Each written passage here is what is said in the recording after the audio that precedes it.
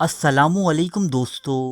ہندوستان کے شہر دہلی میں تغلق آباد نامی ایک وسیع و عریض، شاندار اور مضبوط قلعہ موجود ہے۔ یہ قلعہ 14ویں صدی عیسوی میں تعمیر کیا گیا۔ یہ ہندوستان میں تغلق سلطنت کی شان و شوکت کا ایک جیتا جاگتا نمونہ ہے۔ اس پرشکوہ قلعے کا مالک بادشاہ غیاث الدین تغلق اسے بنانے کے بعد کچھ زیادہ عرصہ زندہ نہ رہ سکا، اور نہ ہی اس کے بعد یہ قلعہ کبھی آباد ہوا، اور آج تک یہ حسرت و یاس کی ایک آماج گاہ بنا ہوا ہے، جہاں سوائے ویرانیوں کے کچھ موجود نہیں۔ روایات کے مطابق اس قلعے کی شکستہ حالی کا سبب ایک مسلمان صوفی بزرگ کی بددعا ہے۔ یہ صوفی بزرگ کوئی اور نہیں بلکہ محبوب الہی کا لقب پانے والے حضرت خواجہ نظام الدین اولیاء تھے۔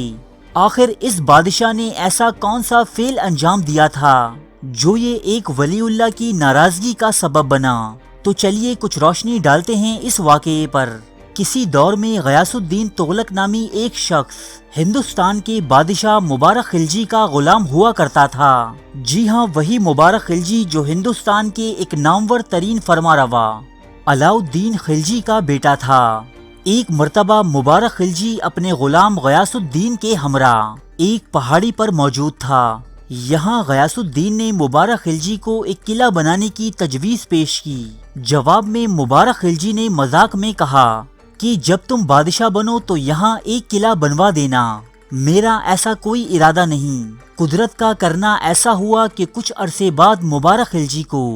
اس کے ایک غلام خواجہ سرا خسرو خان نے قتل کر دیا اور خود ہندوستان کا مختاری کل بن بیٹھا۔ لیکن جلد ہی مبارک خلجی کے ایک وفادار غلام غیاث الدین تغلق نے اس خواجہ سرا کا سر قلم کر کے ہندوستان کے تخت پر قبضہ کر لیا اور تغلق سلطنت کی بنیاد ڈالی۔ یہی وہ دور تھا کہ جب ہندوستان کے خواص و عوام میں حضرت خواجہ نظام الدین اولیاء کی شہرت اپنے عروج کو پہنچی ہوئی تھی۔ انہیں ہندوستان کا بے تاج بادشاہ کہا جاتا، جو ہر درد مند اور مصیبت زدہ انسان کے کام آتے۔ خواجہ نظام الدین اولیاء نے اپنی تمام زندگی میں کئی بادشاہتیں بنتے اور بگڑتے دیکھی تھیں، اور ماضی میں گزرے تمام بادشاہوں نے کبھی آپ کے معاملات میں خلل ڈالنے کی کوئی کوشش نہ کی تھی۔ لیکن تغلق خاندان کا یہ بانی غیاث الدین تغلق حضرت نظام الدین اولیاء سے سخت عداوت رکھتا تھا اور آپ کو اپنی سلطنت سے ملک بدر کر دینا چاہتا تھا، مگر عوام کے شدید رد عمل کے سبب وہ ایسا نہ کر سکا تھا۔ ہندوستان کا بادشاہ بننے کے بعد غیاث الدین تغلق کو دہلی کی وہ پہاڑی یاد آئی کہ کبھی جس پر اس نے مبارک خلجی کے سامنے ایک قلعہ تعمیر کرنے کی تجویز پیش کی تھی، لہٰذا اس نے ہندوستان کے امیر تعمیرات کو فوراً منتخب جگہ پر ایک مضبوط اور بلند و بالا قلعہ تعمیر کرنے کا حکم دیا۔ اس قلعے کی تعمیر کا حکم دے کر یہ بادشاہ ہندوستان کے علاقے بنگال کی جانب ایک فوجی مہم کے لیے روانہ ہو گیا۔ انہی دنوں حضرت خواجہ نظام الدین اولیاء غریب و مفلس عوام کے لیے دہلی میں پانی کی ایک باولی تعمیر کروا رہے تھے،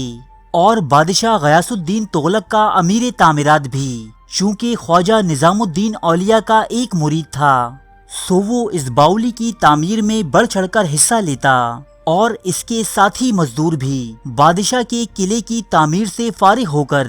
رات کے اوقات میں حضرت نظام الدین اولیاء کی باولی پر کام کیا کرتے۔ جب بنگال میں بادشاہ غیاث الدین تک یہ اطلاعات پہنچیں تو وہ یہ جان کر سخت برہم ہوا کہ اس کے مزدور اور امیر تعمیرات قلعے کے بجائے حضرت نظام الدین کی باولی کے کاموں میں اپنا دل لگا رہے ہیں۔ چنانچہ اس نے بنگال سے اپنے ولی عہد کو یہ حکم نامہ بھیجا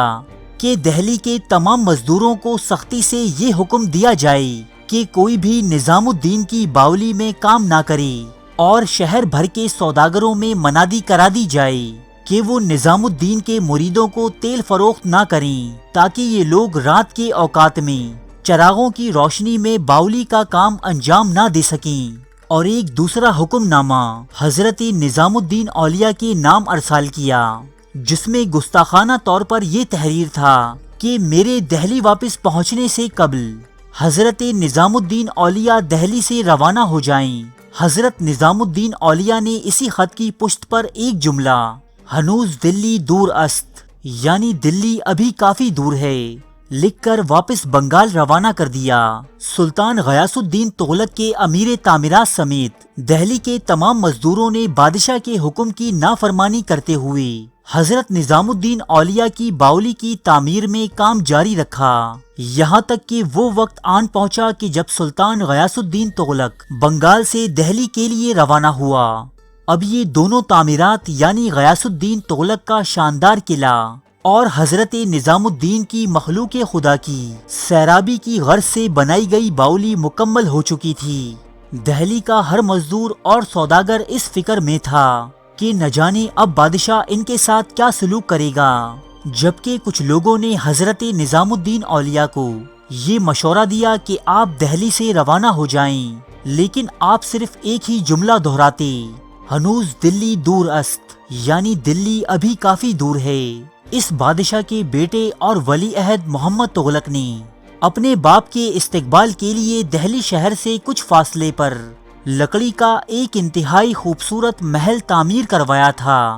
وہ چاہتا تھا کہ اس کا باپ شہر میں داخل ہونے سے قبل اس کی دعوت قبول کرے، لہٰذا دہلی شہر میں داخل ہونے سے پہلے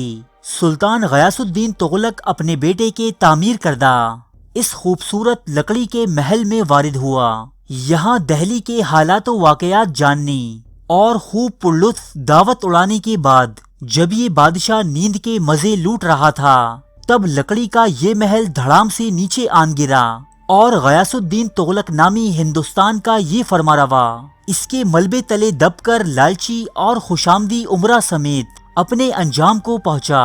اسے راتوں رات اس کے اپنے ہی تعمیر کردہ قلعے میں دفن کر دیا گیا، وہی قلعہ جسے اس نے بڑی چاہ سے تعمیر کروایا تھا۔ یہ سلطان اسے دیکھنے سے پہلے ہی اس میں دفن ہو گیا۔ اس بادشاہ یعنی غیاث الدین تغلق کے بعد یہ قلعہ کبھی آباد نہ ہو سکا۔ 1321 عیسوی میں تعمیر ہونے والا یہ قلعہ کئی مربع میل رقبے پر پھیلا ہوا ہے، جبکہ اس کی دیواریں 32 فٹ چوڑی اور 98 فٹ تک لمبی ہیں۔ تغلق آباد نامی یہ قلعہ دفاعی لحاظ سے بھی ایک انتہائی اہم جگہ پر واقع ہے۔ اس کے باوجود ویرانی اور بیابانی اس قلعے کا مقدر بن چکی ہیں، جس کی وجہ حضرت نظام الدین اولیاء کے منہ سے ادا ہوئے وہ جملے ہیں جس میں آپ نے کہا تھا، تغلق کے قلعے میں یا رہیں گوجر یا رہے اوجڑ، اور آج تک اس قلعے کے آدھے حصے میں گائے بھینسوں کے باڑے ہیں اور اس کا آدھا حصہ ویران پڑا ہے، جبکہ حضرت نظام الدین اولیاء کی وہ باولی جسے آپ نے مخلوق خدا کی خدمت اور ان کی آسانیوں کے لیے تعمیر کروایا تھا، آج بھی دہلی کے عوام کو پانی جیسی نعمت سے سرفراز کر رہی ہے۔ جبکہ اس دور میں اس باولی کے لیے غیاث الدین تغلق نامی بادشاہ نے بددعا کی تھی کہ نظام الدین اولیاء کی باولی کا پانی کھارا نکلے، اور آج زمانہ گواہ ہے کہ کس کی دعا قبول ہوئی اور کس کی غیر مقبول۔ تاریخ کے موضوع پر پاکستان کا سب سے بڑا چینل، جہاں ملتے ہیں سچے واقعات مستند حوالوں کے ساتھ، قدیم تہذیبوں کے عجیب و غریب حقائق، افسانوی داستانوں کے پیچھے چھپی حقیقت،